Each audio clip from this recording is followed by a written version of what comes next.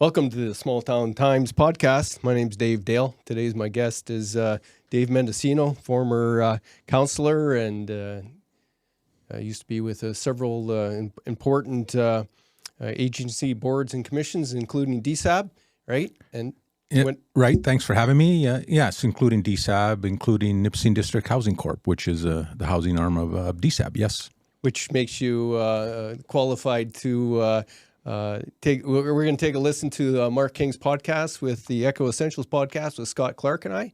And Mark King is chair of DSAB. And we had his reaction actually to a podcast that I did with Dave and Brent. Right. What's Brent's last name? Brent Kolanowski. I chew it up too. I can't say it. My apologies. Kolanowski. Yeah. My apologies to Brent for not getting it right, but yes, he's the community safety and well-being facilitator with the City of North Bay. And when we did that podcast, we were saying that DSAB's consultants report that came out recommending a community hub was a good idea. Both of you were thinking that, that type of stuff needs to be consolidated into closer to the downtown or central. Well, it was something that you and I had talked about, have been talking about for months as a concept, right? Yep. We knew this homeless study was coming, and it was the discussions you and I have had in the past. Is the warming center, the low barrier, the gathering place. They're all servicing the same clientele. Wouldn't it be great to put everything under one roof for cost efficiencies? Number one, you're dealing with the same clientele, specifically a low barrier shelter and a warming place and gathering place, yeah, soup kitchen, right? Yeah. And there might be other type of things that could go together in a hub to make it more efficient and easier. Right. So when Brent, we did the podcast with Brent. I mean, the homeless, the study had just come out, and they're lo and behold, here they're recommending a homeless hub. Same kind of concept that we've been talking about. Brent was, seems to be an advocate of that because it makes sense. Yeah. And then Mark King, I saw his interview with CBC, basically saying he wasn't really in agreement with the whole concept of community hub, saying that a lot of money and resources were spent establishing Northern Pines and the low barrier shelter that's there, even though that in implementing the low barrier shelter there caused a lot of problems because of the school and the old folks' homes in the area, and the way things happened through COVID, it caused a lot of problems. There was some money invested into those trailers to make that low barrier shelter, and Mark was figuring that anywhere we put that low barrier shelter other than is going to be a problem, so he didn't really want to move it again. Well, there's never going to be an ideal position for a low barrier shelter or a homeless hub, right? Yeah. But I guess, like from my perspective, kind of my thinking, even going back to last term, the last term when it comes to this topic was just a whirlwind for me. You throw in the pandemic in the middle of all that, and it's important to remember that why we ended up on Chippewa Street at Northern Pines is during the pandemic. We were in crisis situation with respect to homeless people, and we needed to house them, and that was readily available. We could move quick, which is what we needed to do. So it became a low barrier shelter with the two portables there. Right. Yeah. Then we started talking about implementing some recommendations coming out of the Mayor's Roundtable from the professionals that were saying we need more transitional supportive housing beds here in the city. And through partnership with the province and our MPP, we were able to secure the funding to establish 61 beds there. Yeah. Transitional supportive housing beds. The low barrier was there, and to me, this and it's being dealt with now, which is kind of in my timeline was something that was going to need to be dealt with this term of not just DSAB but also council, is the low barrier part of that. we were there, we combined the two out of necessity, but in my mind, the low barrier was always going to move out of there because it just for me, it doesn't make sense to have people in there that were homeless or had addictions and they've made a decision to turn their life around, and they're there getting rehabbed, using one of those beds to get rehab, to get help, to transition back into into a normal life. To have the low barrier element in there, with people who haven't made that step yet. They haven't made it, and these people have influence, and that's the last thing that these individuals need when they're there trying to get help. Is influence to get back to the life that they have chosen to leave. I hear you. There is probably some argument to be made that exposing the people that are using a low barrier shelter, and they can see that there's other people making progress, and they can see that their former friends, colleagues are taking steps to improve themselves. There might be something there, but I can see it also be a detriment. I'm just not a professional. I don't know the full ramifications of exposure to people that are still not trying to. This is why, to me, I see it as a detriment because the element that population brings, the drug dealers and that kind of thing. I can see the strength. There could be some strength. Yeah. So in my mind, there needs to be a separation. And when we started talking about a hub, mm-hmm. It just makes so much sense that you have a low barrier shelter, you have a warming center. Yep. And you have meals, overflow motels, everything all in one just makes so much sense. You're servicing the same clientele, and when they're going in different spots all the time, it's just costing you more money. Well, let's listen a little bit more closely to what Mark said in the podcast and the Echo Essentials one, and then we can riff off that. And Mark wasn't interested in debating you, even though you just wanted a real strong discussion about the pros and cons for the issue. So we're going to do it this way instead. We're going to listen to exactly what Mark was saying in our podcast, and then we can address the issues that he brought up. Sort of a different way to go about what I would call it a healthy debate. We, as small business owners, really understand the importance of your clientele. And if you can't support your clientele and your clientele feels frightened to come into your business, obviously you're not going to have a business. If we want a vibrant, working business community, which is centralized in our downtown core, we had better protect them, period. There is no buts. We've got to be able to protect them so that they're capable of carrying on normal business. And I have a letter right here from the DIA, which basically explains that circumstance. So it was not unusual to have an individual business owner call me Monday morning and almost crying on my shoulder, saying, "Mark, you have no idea what went on this street on Saturday. Locked doors, security cameras, just a heck of a situation where the drug trade was happening directly on Fraser Street in front of the warming center." Mark, I have a question about, it's interesting what you're saying. So you're the chair of DSAP, but what I'm hearing is that you're advocating more, and don't get me wrong, I'm a small business owner on a street, and I've had, burglaries here and like everybody else up and down the street, and nobody cares about the cameras or alarm systems or anything. But it's interesting, what I'm hearing is you're advocating for the business community when I don't hear you in this conversation advocating for the people on the street. Well, I've already done that, Scott. Quite frankly, we've, one of the things that needs to be done from my perspective, just talking and listening, is that you're going to have to find a place for a warming center that works. And and do it early in the year and make those decisions and just have a real good. The warming center is a big part of the puzzle for only a short part of the time of the year. Low barrier shelter, you got that. You got to find a way to mitigate it where it is. It doesn't look like you're going to be moving it anytime soon, despite the report that says that's the best way to go about things.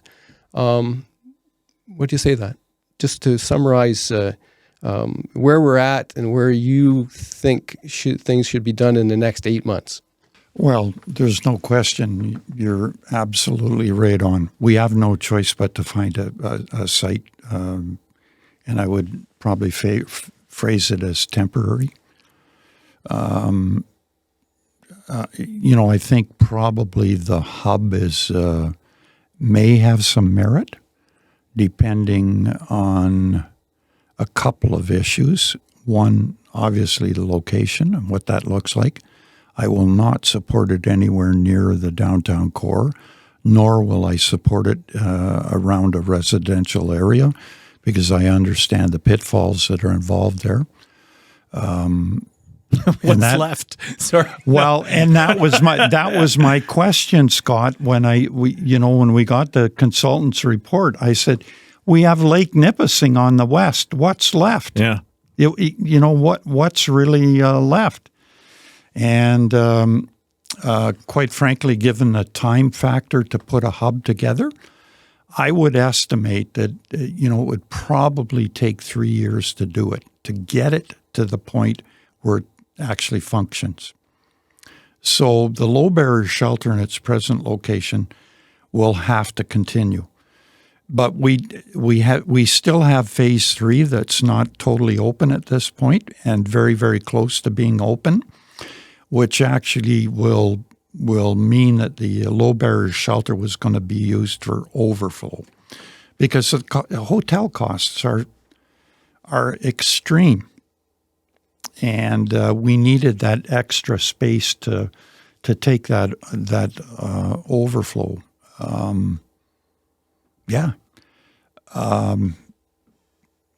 I could support, and I want to go on record saying this. I certainly understand the communication that most of our board members receive from the general public with respect to the transient traffic on Chippewa. I don't like it either. I don't like it. And I could certainly, if we had a viable financial process that would see the low barrier shelter moved from there, I could support that. But it's got to be viable. And the other part of this whole scenario really is the money. Where does the money come from? And would the province actually support something like that? We cannot go back and levy the property taxpayer in this city. And we have the power to do that. We can go to city council and say, look, we require X number of dollars to operate. We're going to levy you, and you shall pay. That's the way it works. I won't support that. That was the vision of the province when they downloaded the mental health onto the community, by the way. Yeah, well, you can see what's happened here, right? It didn't work very well. And, I stood on the stage in Thunder Bay, and I told all of the people that were there that city councillors in municipalities are frontline through this circumstance. And the province hasn't recognized the pressure that you face every day on the streets of North Bay or Sudbury or Timmins. I mean, I sit with the mayor of Timmins. I mean, she really had a tough go trying to deal with these circumstances when we didn't create them. They weren't created by the municipality. They've been created by upper levels of government, and the responsibility lies with them, period. All right. So what stood out from what Mark was saying that was of interest to you as far as this issue goes? So he mentioned that they want to get rid of the overflow expense into the motels, and it sounded like he said to me that they wanted to use the portables at Northern Pines for that, which means that the people that use those portables now would be moved into the building, right? To me, you're increasing that population on that site.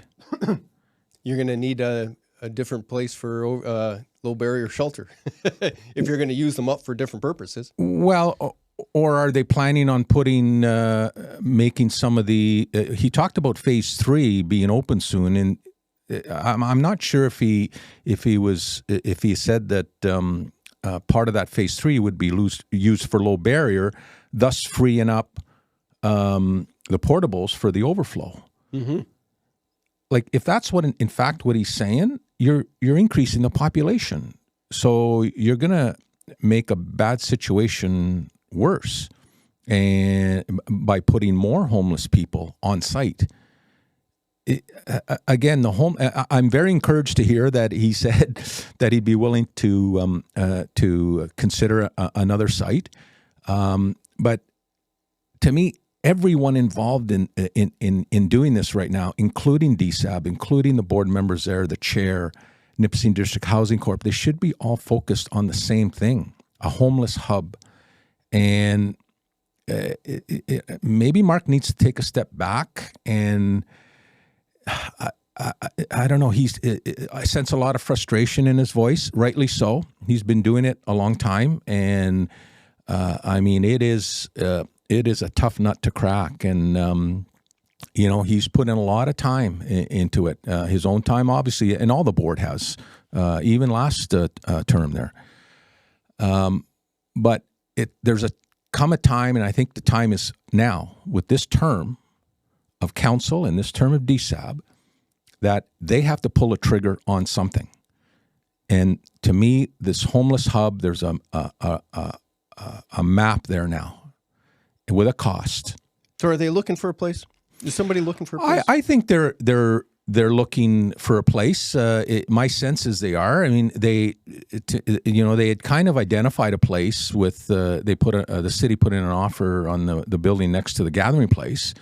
For whatever reason, that offer was withdrawn. I don't know why.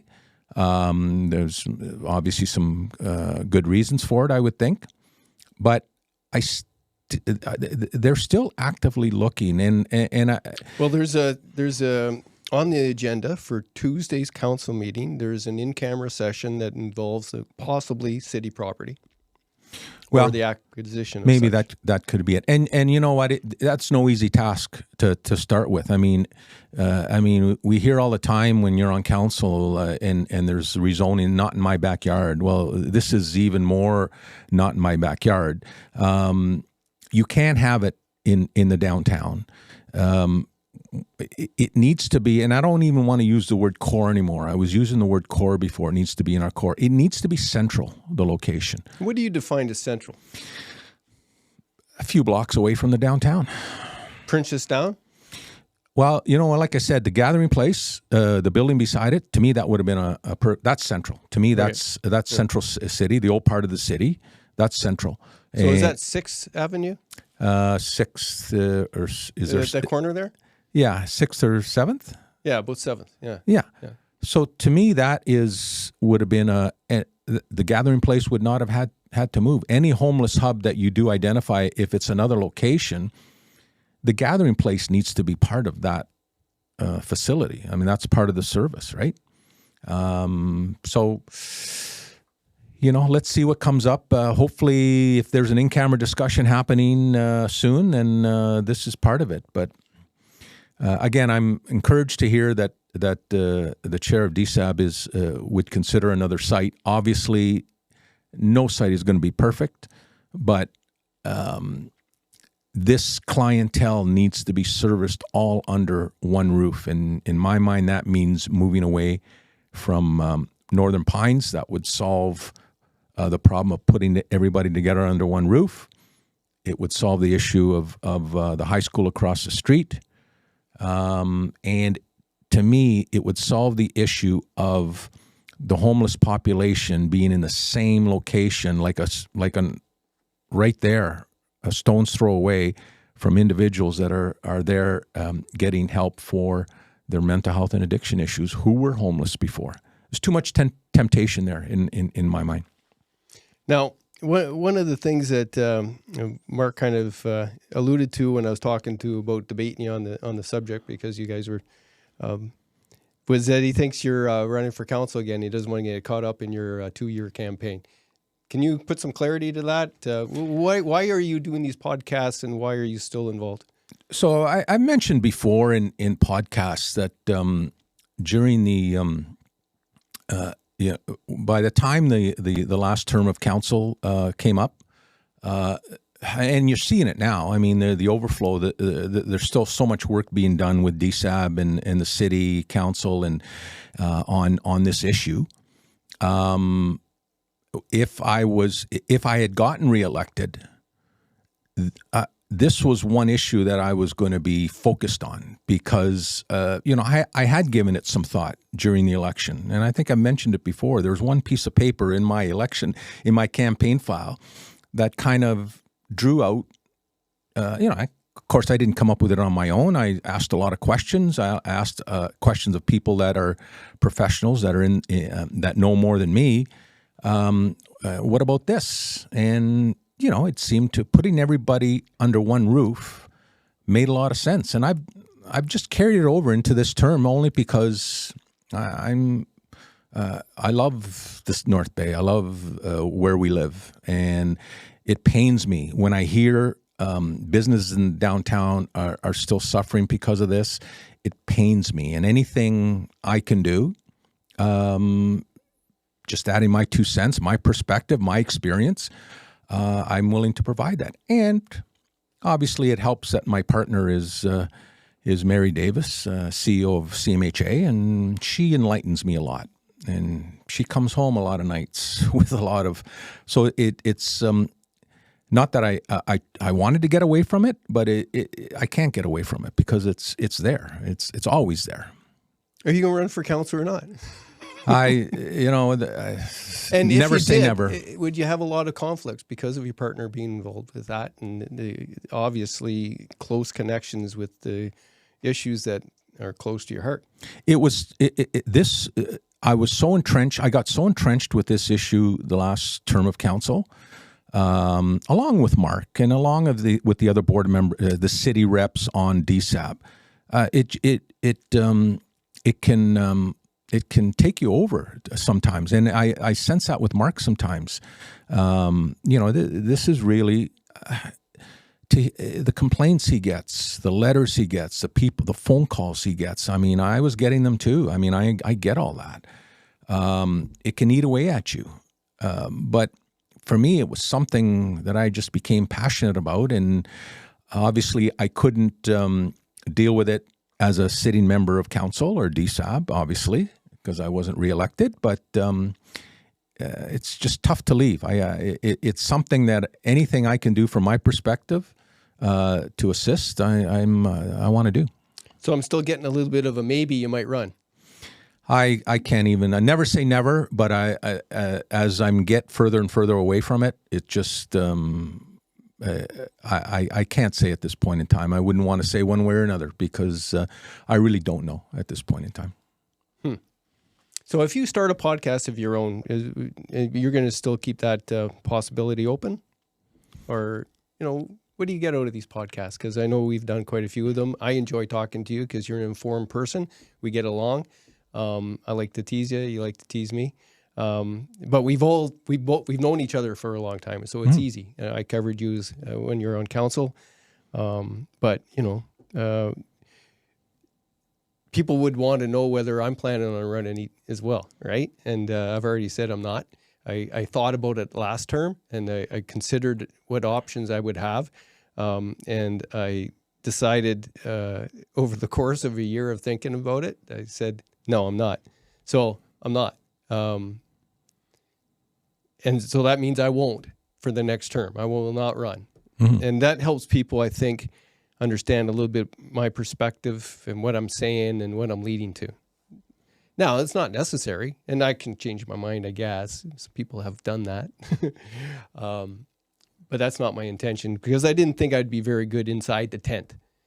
I think my best work is bringing issues up and providing a platform for people to discuss them like we do and others, right? That's what I really enjoy. And I would have a hard time with purple paper not talking about what's in camera.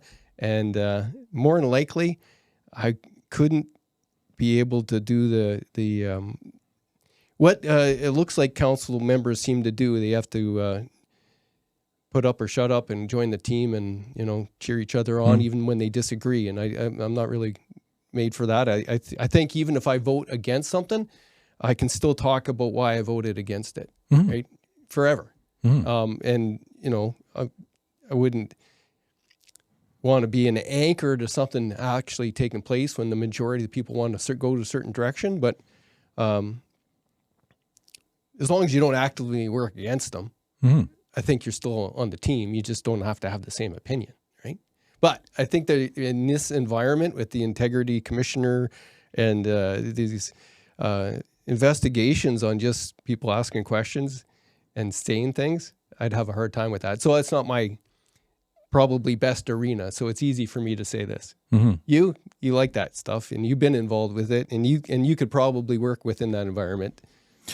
Well, I mean, I was in that environment for 15 years, under a microscope for 15 years. I think I find the more active you are when you're doing that kind of work, the more scrutiny you're under, and the more under a microscope you are. And after a while, I guess you become used to it, but it does wear on you. Absolutely, it wears on you. What I'm enjoying now is with the perspective that I can bring to a podcast like this, with the expertise that I have. That's why I keep saying you should have your own municipal affairs podcast. Well, there you go. I mean, I enjoy this kind of. I enjoy being able to look from the outside looking in, as opposed to being in. I mean, because I can bring my kind of perspective to it. But if you do that, I think that people will want to know, and they'll actually they're going to value your opinion more if they know you're not going to get political and run for political office. And I'm not even sure if that matters anymore. But you know what? I don't know if that's a good point. Does it matter anymore? I'm sitting here bringing my perspective. You can't help but get political. Yeah. If we're talking about this topic, you can't help but get political. And if I could say today I'm not running, and there's people out there that'll go, yeah, right. When the time comes, he's gonna pull the trigger. I'm of the mind to say exactly what it is for me. At this point in time, I honestly do not know. I've learned in life never to say never. But I can say that as time goes on and the further I move away from it, I'm enjoying being on the other side, and enjoying doing stuff like this, and enjoying being able to see what's going on there, and with my lens, and if I can. Yeah, you kind of can pick your own path and poison, right? And work on the things that are closest to you. There is some constraints when you have a sort of a general commitment to the community when you do get elected, right? And there's a term that you really shouldn't break. I see a lot of people quitting these days just because they didn't realize what they're getting into, or their family things change, or it just isn't what they thought it was going to be. I mean, I look at that homeless hub report, okay, and again, I'm looking at it through my lens. So my first thing, the very first thing I looked for is what are they spending right now? Because this talk about, well, we need to go to the province, or they got to step in and help us. Well, if you look at that report, okay, they're estimating a cost of $2.6 million to create this homeless hub. DSAB today, right now, annually is spending over $2 million a year, $1.1 million approximately for the low barrier shelter, around $500,000 for hotel overflow, and almost $500,000 for the warming center. The warming center operates 4 or 5 months a year. They're spending $500,000. So they're spending over $2 million. That doesn't even include the budget for the gathering place, which this $2.6 million includes that kind of budget, right? So you add that budget to it, you're not that far off from $2.6 million.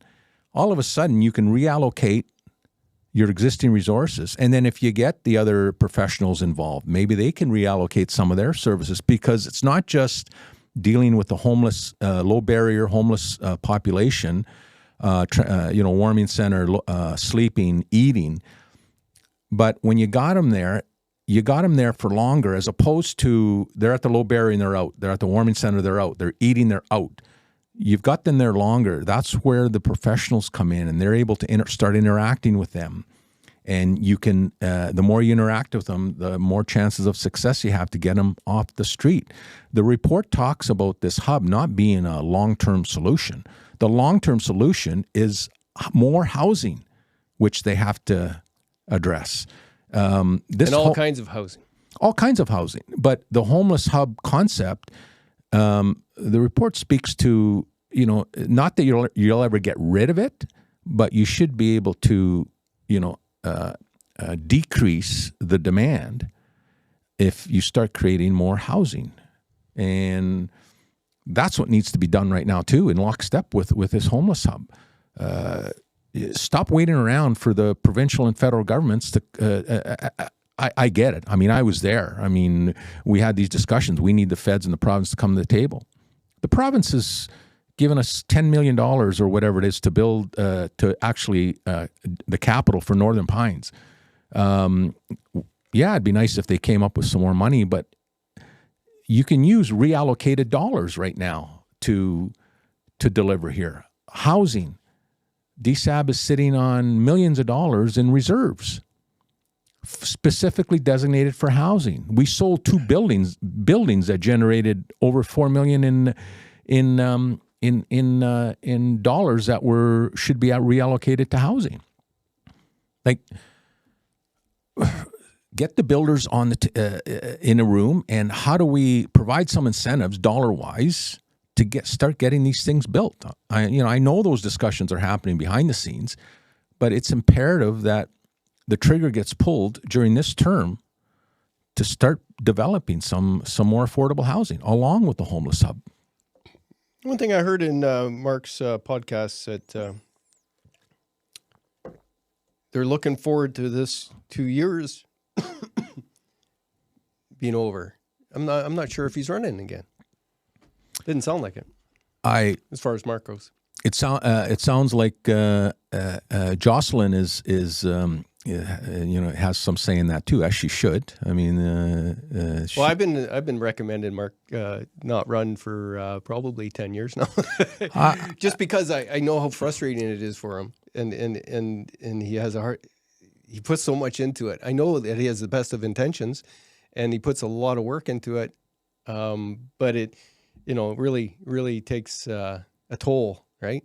It does take a toll, and specifically doesn't seem to be getting easier. Well, it's not getting easier, and he's chose to take this on years ago by becoming chair, and good for him. I mean, he's put so much time into it, but I mean, I sense it in his voice sometimes. He's almost done. It wouldn't surprise me if he did not run again. I took that comment for 2 years as a hint, maybe, that he might not. I think there's going to be at least 5 spots opening up with people not running next term. Mac Bain said this was his last. He just wanted his 20 years or 25 years or whatever. Actually, we were trying to schedule one for his Echo Essentials with Mac. If Mark doesn't run, I could see Jamie Lowry not running. I can see Sarah Inch not running again. They don't seem to be having fun. I could see Tanya reconsidering this whole situation, right? Mm-hmm. There's at least 5 seats there. Could be. And it's possible that any one of the other ones might decide that that's enough. Chris Main, he's getting probably long in the tooth there for what he was hoping to do there. I'm not sure. I can't speak for him. I think there's going to be a whole lot of seats there next term opening up.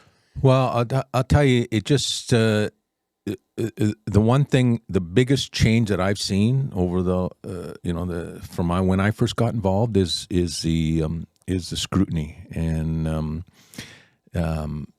social media and the pressures that we never had these pressures of mental health and addictions and homelessness back 15, 20 years ago, and that's one of the biggest issues in the district right now. I mean, you're and why? Because it seems to be increasing, and again, it's so frustrating. And I know where Mark's coming from when he said it's so frustrating that the more work you do and the more things you do, it just seems to be getting worse. Now there's an issue in Sturgeon Falls. I mean, it was only a matter of time before that issue spread outside of North Bay. It's natural. People get pushed out of North Bay and pushed out of Sudbury, and Sturgeon's a nice place in between, right? I was talking to a frontline guy who's retired. He was saying today, give me back the days of just alcoholism. Right? It was messy. People paid a huge human toll, but it is nothing compared to these drugs. Well, these drugs that are on the street now are wicked. Yeah. That issue that started happening in Belleville, all of a sudden this drug appears on the street, and literally people were dropping dead, on the street in the downtown. Mm-hmm. Not one, two, more. Yeah, handful. That's crazy. And I think there was 7 one report in 2 weeks. So if you're an elected official and this starts happening, people are going to lose their mind. And where are they going to point the finger? Well, at you, what are you doing? What are you doing? The pressures are greater these days for an elected official. Not just at all levels of government, but I'm only speaking about municipal because that's what I know. And the expectations are high. The cynicism is high. Yeah. So come next election, like you said, there could be up to 5, maybe, who knows? But I'm wondering what kind of individuals will want to step forward, knowing, what you have to deal with in this day and age. Mm-hmm. It's a tough go. But I tell you, that homeless hub, the more and more I think about it, with over $2 million being spent already, and the consultant saying 2.6 would get you a homeless hub, putting everything under one roof just makes so much sense. And I understand, it might take, when some people are saying it might take a long time. Well, any way you could find to get it, to make it happen quicker.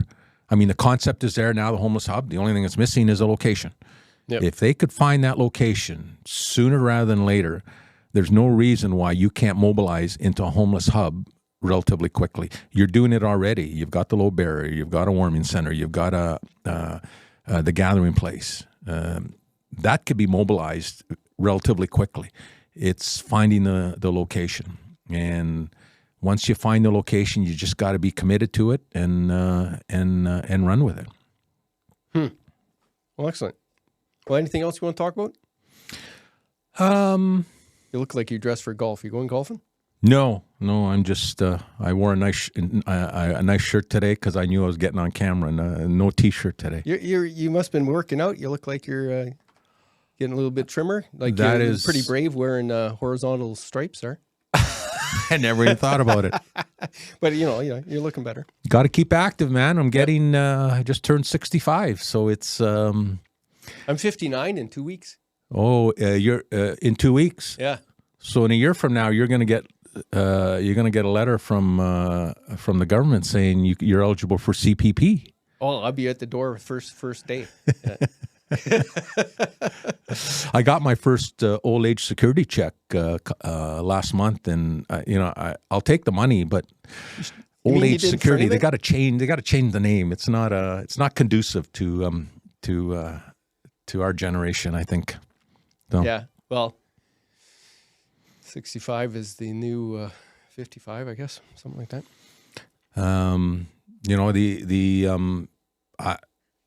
You mentioned talking about something else. I don't know if one thing that's we talked about in the past that's still out there is the fate of the Casselholme apartments. That's probably why the real reason why Mark doesn't want to debate you is because of Casselholme and Casselholme. Well, again, the Casselholme, Okay, that you and Jamie Lowry need to do that one. Yeah. See, he probably feels the same way you do about Jamie. Well, again, it's when you've been entrenched in this stuff, sometimes it is tough to let go of certain issues. And this issue, this homeless issue that we've been talking about, and the Casselholme was one thing because they should never have been taken out of the control of the municipalities, and they took advantage of 8 municipalities not being represented at a board meeting to vote to take them out of the control of the municipalities.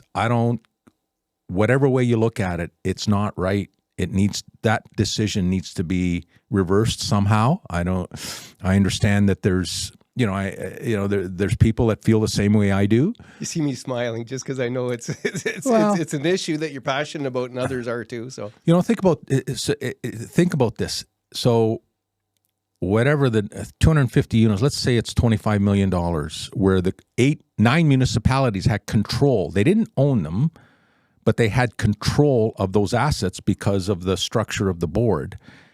And at a time when 8 of those municipalities are not being represented by a vote, they turn it into private, it's basically into private ownership now. How do municipal assets like that get converted into with no consultation? This is a board. The board made this decision without consultation. And how do you do that in this day and age without consulting with the other municipalities? With all the municipalities, is this what you want to do? It never made sense to me. It's something that I hope one day gets reversed. That decision. Cool. So. Right on. All right. Well, this is good. We're going to do this again sometime. Anytime. I'm hoping you have me on as a guest in your first or second podcast. Maybe your third. We'll do a podcast on your municipal affairs. When you have your municipal affairs podcast, I'll be a guest on media coverage of municipal affairs. There you go. Yeah. Sounds good. There you go. Well, thanks for joining us on Small Town Times. Please like, share, and subscribe. And please subscribe to the newsletter I do for the Echo Essentials podcast network. The Echo Essentials newsletter is free. It comes Tuesdays and Thursdays. Go to northbayecho.ca, and all we need is your email, and then you'll start seeing what I do every week. And you can help support us that way because local journalism counts. Thanks. My pleasure. Cool. I think that was